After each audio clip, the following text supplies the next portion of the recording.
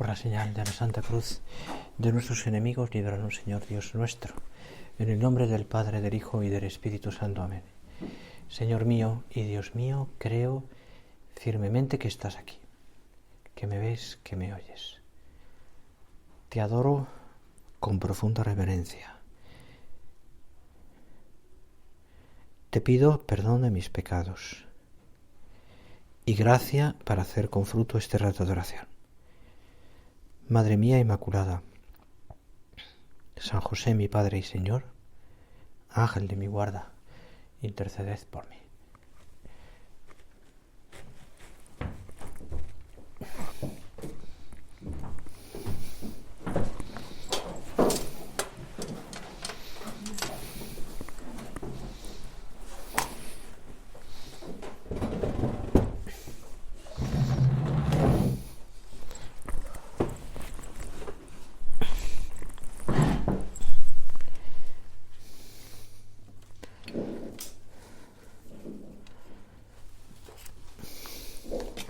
Tanto cable aquí ya.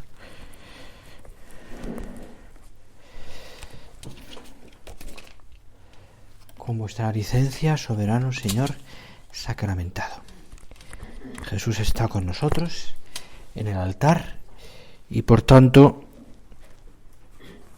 lo primero que he hecho es pedirle permiso para poder hablar, porque es Él quien se oye, ¿verdad? Fuera, ¿no? Se oye, sí.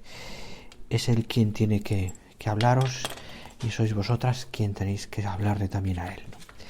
Después yo te diré pues, unas cuantas cosas que puedan servirte o menos. El caso es que siguiendo un poco el plan previsto, nos paramos ahora en esa otra invocación del Ave María que es: bendito es el fruto de tu vientre, Jesús. A ti, Señor, nos dirigimos, el fruto del vientre, el fruto de una madre, el Hijo, el Señor, Dios con nosotros, el Dios que está aquí en el altar, sacramentalmente presente de una manera distinta. Es el mismo, absolutamente el mismo que María llevó en su seno, el mismo. Y por eso a este rato de oración nos centramos en ti, Señor, como en todos, pero en este con más razón todavía por lo que contemplamos y porque tú estás aquí. Fijamos nuestra atención en Jesucristo, en ti, Señor. Desde luego eso no me aleja de la Virgen, todo lo contrario, me lleva a ella. Jesús, la Virgen además lo que quiere es que nos acerquemos a Jesús, hace lo que nos diga, nos muestra a Jesús. Cualquier imagen de la Virgen con el niño Jesús siempre es un mostrarnos al Señor. Ella quiere que veamos al Señor, porque es el centro y el sentido de su vida, como la de San José, y ojalá sea también el centro y el sentido de la nuestra. De la Virgen, porque es a quien ella quería con todas sus fuerzas, a quien dedicó toda su vida. Y así, Señor, quiero que veamos que sea también en nosotros. Y así lo explica también el Señor, que cuando le preguntan, ¿no?, cuál es el mandamiento más importante, le dice: amarás al Señor tu Dios con todo tu corazón, con toda tu alma, con todas tus fuerzas, con toda tu mente. Y realmente no es fácil que tenga eso, como a veces no resulta fácil que sea así, porque hay tantas cosas en nuestra vida en las que empeñamos nuestras fuerzas que poner al Señor en primer lugar a veces, pues, sin no quererlo, no es que no queramos hacerlo, pero a veces pues se nos olvida. ¿Cómo llegar a querer con todas nuestras fuerzas al Señor al que no vemos? Y no solo tener un cierto cariño, una cierta simpatía. ¿Cómo querer con todas nuestras fuerzas? Insisto, porque la palabra tiene su fuerza, ¿no?, su significado. Con todo nuestro corazón, con toda nuestra alma, con todas nuestras fuerzas, a quien no vemos realmente, como puedes ver a tu marido, a tus hijos, lo vemos aquí sacramentalmente, sí, y sabemos por la fe que tú, Señor, estás aquí. La verdad es que nos encantaría que tú fueras siempre, siempre, Siempre, Señor, lo primero. Y al fin y al cabo, ese sería como el anhelo interior que todos tenemos, porque para eso hemos sido creados, para darle gloria a Dios. No querríamos que eso no fuera simplemente un anhelo de nuestro corazón, sino que fuera una realidad. San Agustín nos da también una idea cuando escribe aquella frase en el libro de las Confesiones, que te recomiendo leer cuando puedas, que casi empezando dice aquella frase famosa, dice: nos hiciste, Señor, para ti, y nuestro corazón está inquieto hasta que descanse en ti. Señor, tú me has hecho para ti, y el corazón del hombre, el tuyo, el mío, nunca acaba de estar tranquilo hasta que se encuentra con Jesús, con el Señor. Ahí diría como una profunda inquietud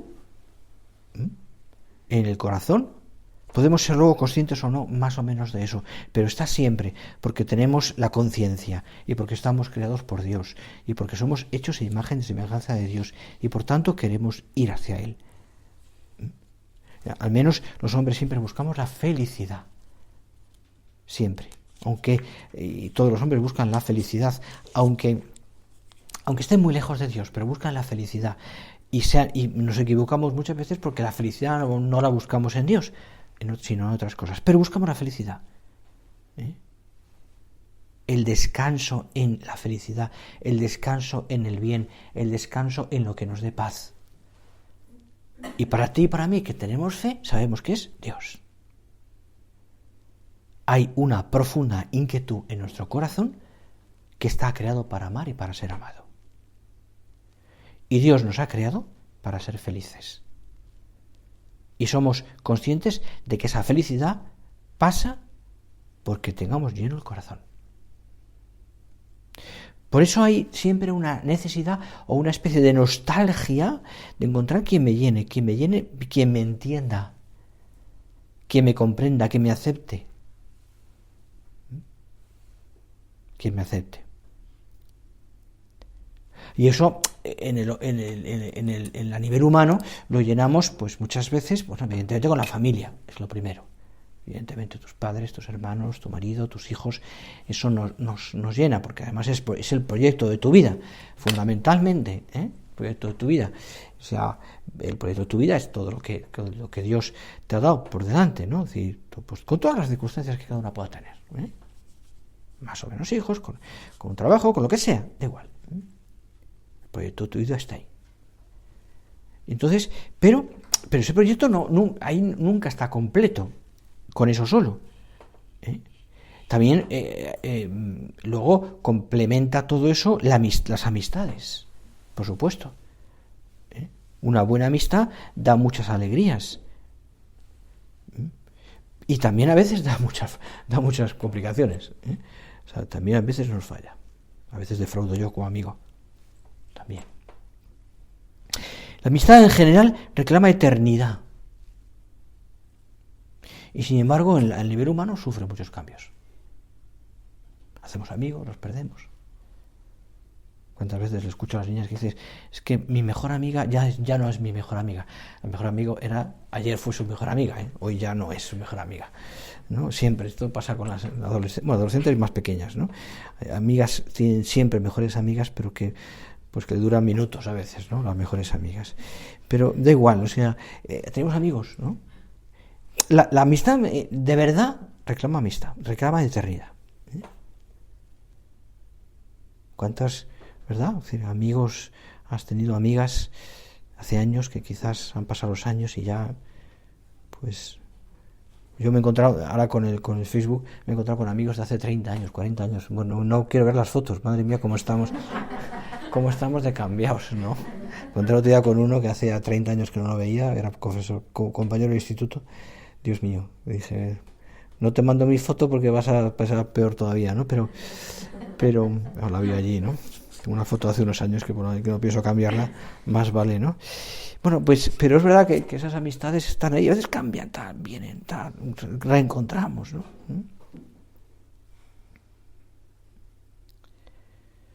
Claro, sin embargo, tú, Señor, siempre estás ahí.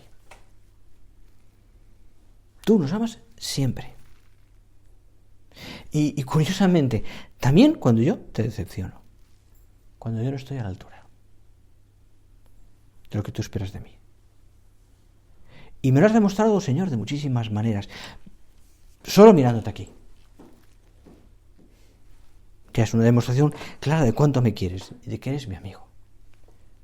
O la locura de la cruz, que estos días nos paramos para recordarla en la Semana Santa, ¿eh?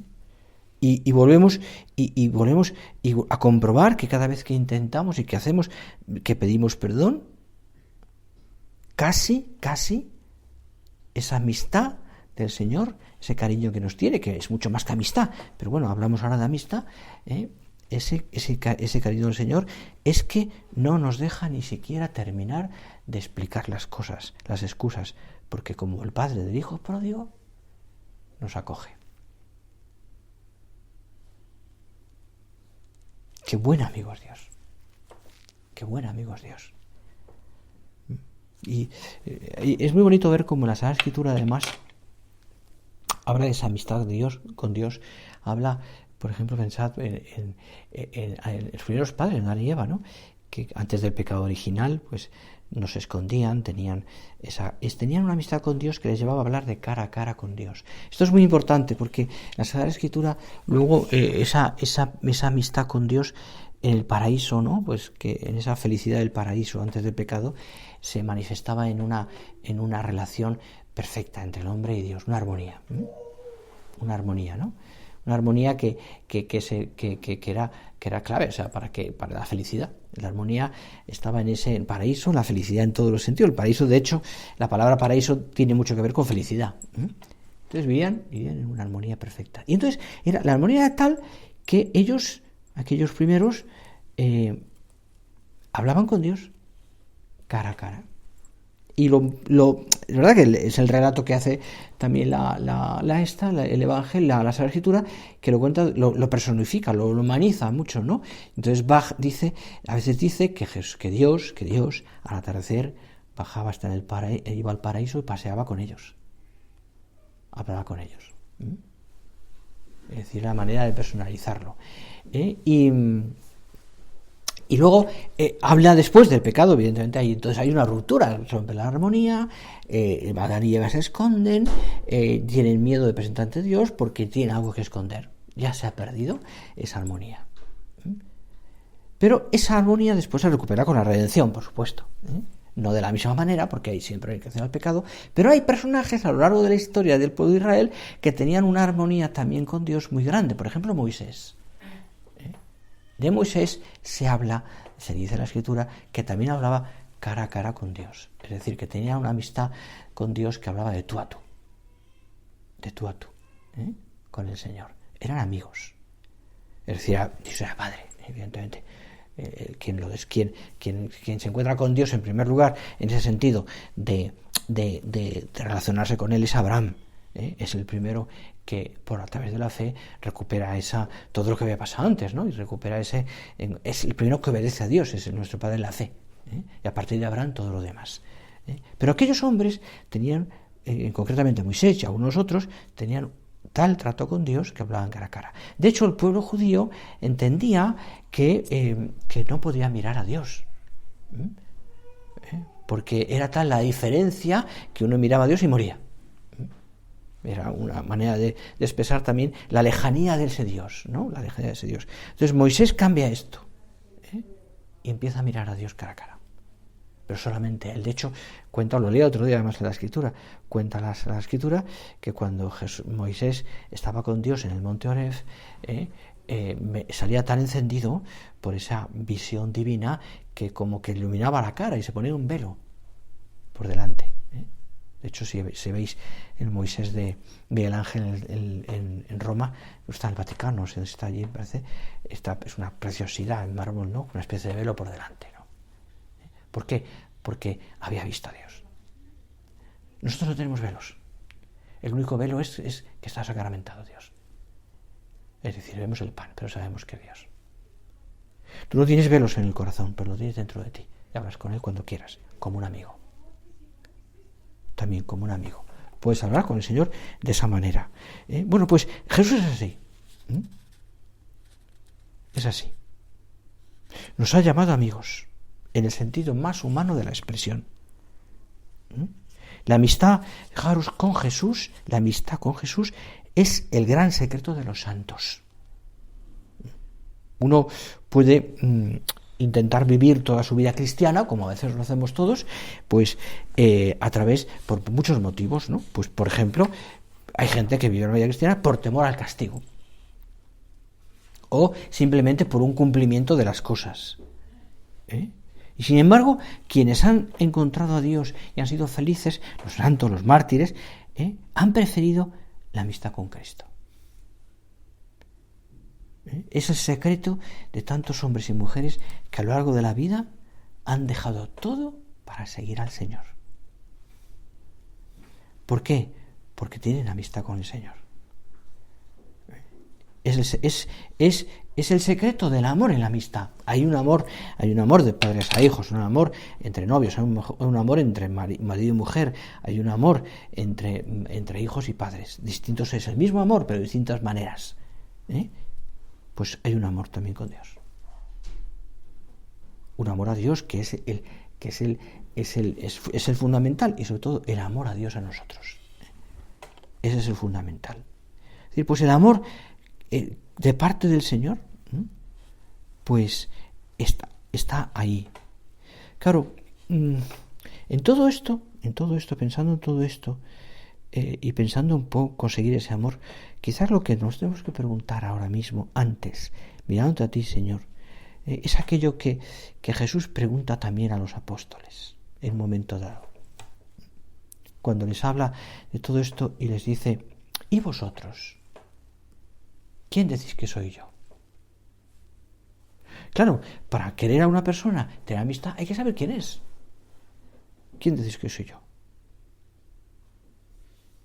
Y me pregunto yo, y te pregunto, porque hazte tú esa pregunta: Señor, ¿tú quién eres para mí? Lo digo en el sentido positivo de la palabra.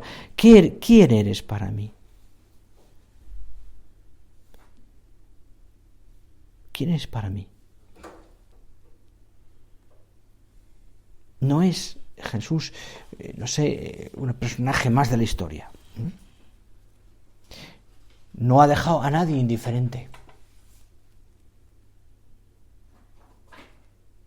Hay tantas personas que han sido capaces de seguirle, de dar la vida, de ofrecer incluso su vida, de ser mártires, y hay personas que todo lo contrario, que han, que lo diga así, odiado a Jesús, porque han achirriado su vida ante lo que Jesús les decía, ¿no? Y ahí, fijaros, toda la persecución, ¿no?, de los mártires en la Iglesia, en el fondo es una persecución a Dios. Ayer, el otro día, viendo las imágenes del Papa en Irak, ¿no?, y viendo uno de los encuentros que tuvo con la gente, ¿no?, detrás en Mosul, ¿no?, cerca de una iglesia destruida, ¿no?, o en otra ciudad donde también echaron a todos los cristianos bueno, es tremendo, ¿no?, porque en el fondo es un odio, decir, es no aceptar a Dios, o sea, y menos a un Dios que se ha hecho hombre.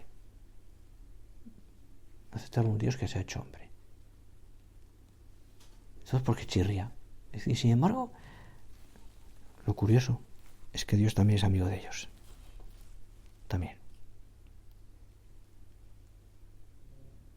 Para muchos ha sido, para nosotros es lo más importante, para otras personas indiferentes, y para otras personas incluso un enemigo.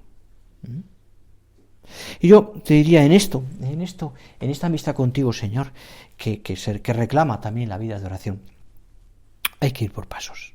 Es decir, una amistad no se hace en 2 días, sino que hay un proceso. Hay un proceso que va poco a poco, se va haciendo ese feeling, esa química. Y con el Señor necesitamos buscarle, acercarnos. La confesión, la Eucaristía, la oración. Y de pronto uno se va dando cuenta que hay cosas del Señor que va descubriendo. ¿Por qué? Porque lo has leído a lo mejor en el Evangelio, una cosa que has leído 1000 veces, pero de pronto te das cuenta que aquello que has leído te llega más al corazón. Quizás en el relato de la Navidad o quizás en el relato de la Pasión, como habéis visto hace un ratito. Y no solamente por la impresión de lo que supone ese sufrimiento, sino porque te das cuenta, Dios se sirve de esas cosas para decir, a través del Evangelio fundamentalmente, porque toca tu corazón y te dice, el Señor te está diciendo, reclamando más amor. ¿Por qué no me quieres más?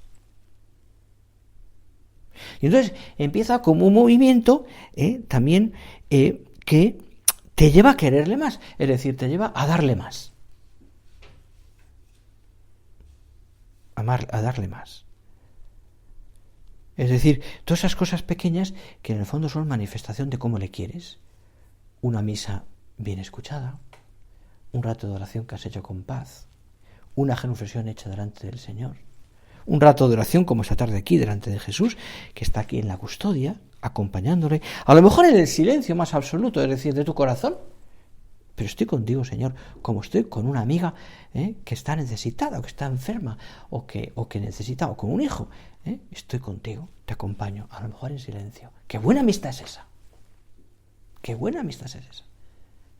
Quizás a veces, incluso en la amistad, muchas veces no hay que decir nada. Yo me ha tocado, como muchas de vosotras también, esto, pues acompañar a personas que han tenido pues en un duelo, ¿no? En un momento a lo mejor de la muerte de una persona, ¿no? Y entonces uno piensa muchas veces, ¿y qué le digo?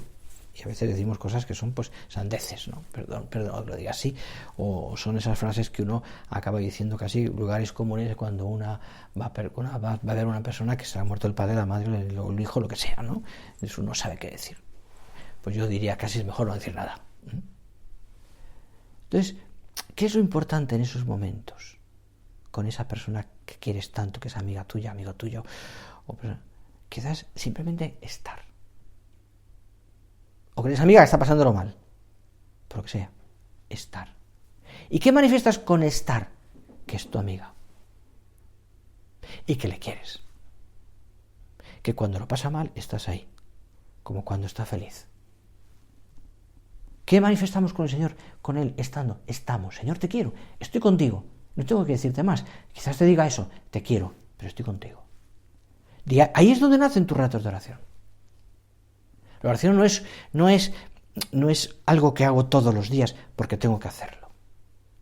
Es estar contigo, Señor, porque te quiero. ¿Y qué hago? Estar. Es como aquel paisano, ¿no? del cura de Ars, que contaba él, que todos los días le iba a ver, estaba con el Señor, estaba en silencio, se ponía delante del sagrario, y eso un día tras otro, y el cura de Ars, que era tan bueno y tan santo, un día le preguntó, ¿y qué hace usted aquí? Pues estoy con Jesús. ¿Y qué le dice? No le digo nada. Le miro y me mira. Está. O aquel hombre que contaba San José María en Madrid en los años 30, ¿no? Cuando entraba a la iglesia todos los días y con los cántaros de leche que iba a repartir la leche en un lechero. Entraba y le decía, aquí está Jesús, aquí está Juan el lechero. Y se iba, que tenía que trabajar. ¿Qué le dices tú? Señor, aquí estoy. A lo mejor estás dormida, como estás ahora, a lo mejor alguna de vosotras, no lo sé, pero estoy aquí. Decía el Papa muy gracioso, una vez en una homilía, ¿no? Dice, en la oración muchas veces nos pasa que nos quedamos ante Jesús y nos dormimos. No os preocupéis, Jesús no se duerme, verá nuestro sueño. Decía, está ahí, pendiente de nosotros también mientras dormimos. Estoy.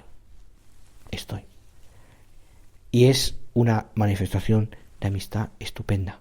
Es verdad que luego el Señor nos pide más. Nos pide más. Y entonces descubrimos pues cosas distintas. El valor de la misa del domingo. Y más en familia. Porque es un rato de amistad con el Señor.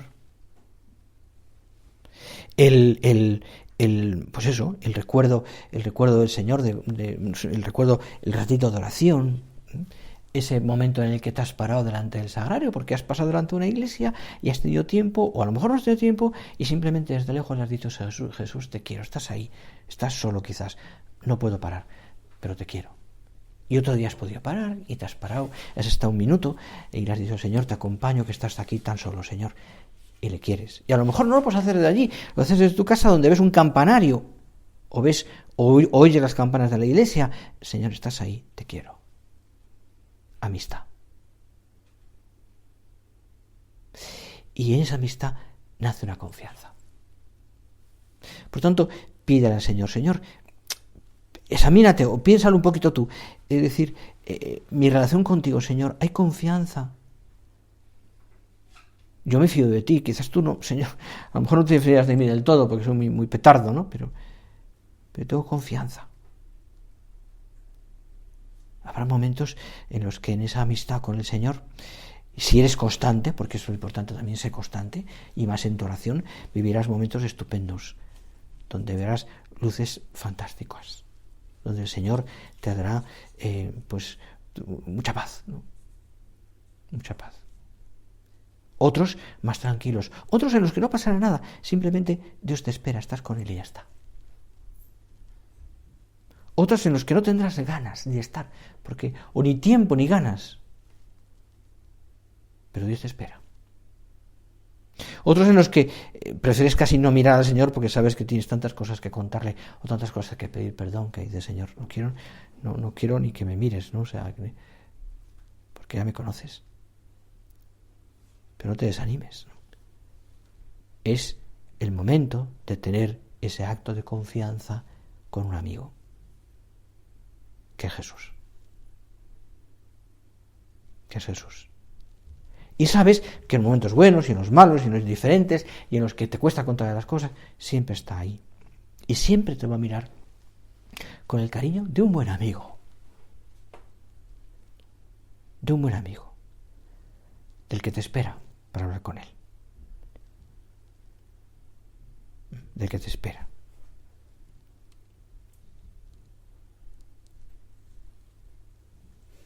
Descubre, ¿no? Pídeselo al Señor también que te haga ver el objetivo de tu oración, tus luchas, tu compañía, la compañía con el Señor. Descubre, ¿no? Pues lo que significa el domingo, también como el día del Señor. Cuántas veces les hemos insistido, ¿no? A toda la gente, a las alumnas especialmente, esas personas, esas niñas que a veces por razones diversas sus padres quizás están muy lejos de Dios o no tienen tanto trato, no van a misa el domingo, se preocupan, no pueden ir a misa el domingo, no van porque no les llevan. Bien, el día del Señor. Descubre tú que en tu casa también tus hijos, tu marido, descubran el día del Señor. Es el día de Dios. Todos son días de Dios, pero el domingo especialmente. Es el día que dedicamos un tiempo más a Dios en la misa, todos, en la oración, en las cosas pequeñas, en el servicio, en la atención de las mayores, mil cosas, ¿no?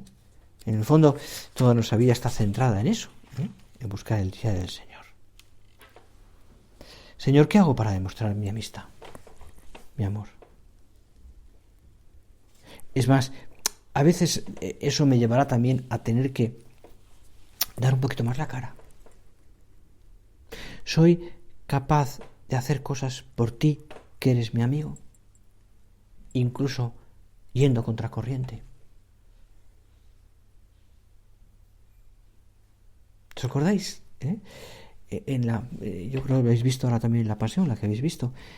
El ejemplo, hay varios personajes en la Pasión, pero que hay uno que se resiste, ¿no? Que es uno que lleva la cruz con el Señor y que después se convierte, que es Simón de Cirene, que inesperadamente le toca, ¿no? Pero que después, porque sabemos además por la Escritura que sus hijos eran cristianos, Alejandro y Rufo, según cuenta, pero también hay otro personaje que es la Verónica, que no aparece en la Sagrada Escritura, pero es que hay tradición también ese hecho de la Verónica. Pues fijaros, qué cosa tan bonita, ¿no? Es decir, que hace algo por Jesús, que no fue fruto ni de una decisión calculada, sino de un corazón que ama. Y que por tanto está viendo el sufrimiento de una persona y se acerca, sabiendo el riesgo que tenía, para consolarle. Es un acto puro de amor. Por eso, Jesús, según la tradición, deja su imagen en el manto. El verdadero imagen del Señor. Eso significa la palabra Verónica. La verdadera imagen. le deja su faz de aquella mujer que amó con todo su corazón. Un gesto solo de amor a una persona que ve sufrir. Un puro acto de amor. Eso es muy bonito. Bueno, nosotros tenemos que tener tantos actos de amor con el Señor, que es nuestro amigo. En realidad, decía el Papa, y acabo ya con esto, en realidad, decía, un segundo, es a Jesús a quien buscáis. Cuando soñáis la felicidad, es Él quien os espera cuando no os satisface nada de lo que encontráis. Es Él, decía, la belleza que tanto os atrae. Es Él quien os provoca con esa sed de radicalidad que no os permite dejaros llevar del conformismo. Es Jesús el que suscita en vosotros el deseo de hacer de vuestra vida algo grande. La voluntad de seguir un ideal. El rechazo de dejaros atrapar por la mediocridad. La valentía de comprometeros con humildad y perseverancia para mejoraros a vosotros mismos y a la sociedad, haciéndola más humana y fraterna, dice el Papa Juan Pablo II. Yo no sé, ni lo quiero, bueno, no quiero saber, podría calcularlo. ¿Qué edad tenías tú en el año 89? No lo sé. Yo sí ya sé la edad que tenía. Y ya era sacerdote. Y vine a la Jornada Mundial de la Juventud a Santiago de Compostela. En aquella jornada tan impresionante del Monte del Gozo, que quizás algunos estabais allí. También veo que sí, que más de uno estaba allí. Con unos cuantos años menos todos, ¿verdad? Yo estuve, no dormí allí, hay que decirlo, ¿no? Gracias a Dios pude dormir en otro sitio.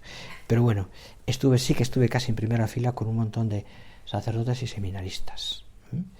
Y a mí se me quedó grabado, y no sé a vosotros tantas cosas, aquella noche, aquella tarde, se me quedó grabado el momento en el que el Papa, yo creo que fue, me parece que fue en la vigilia por la tarde, nos dijo, ya lo había oído antes, pero el Papa nos dijo aquello tan fuerte, ¿no?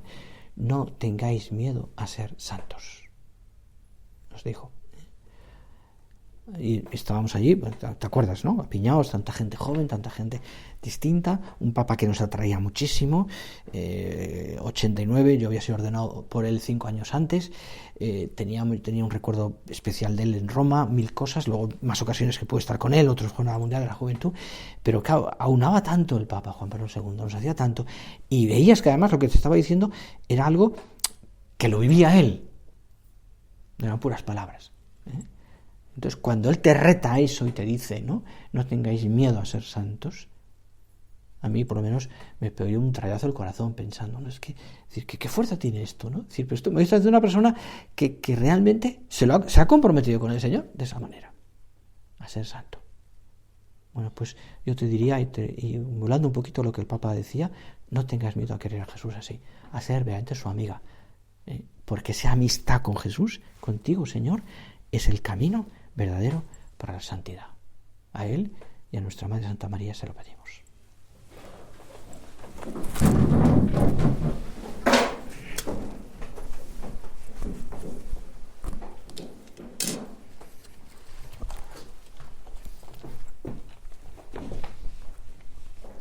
Te doy gracias, Dios mío, por los buenos propósitos, afectos e inspiraciones que me has comunicado en esta meditación.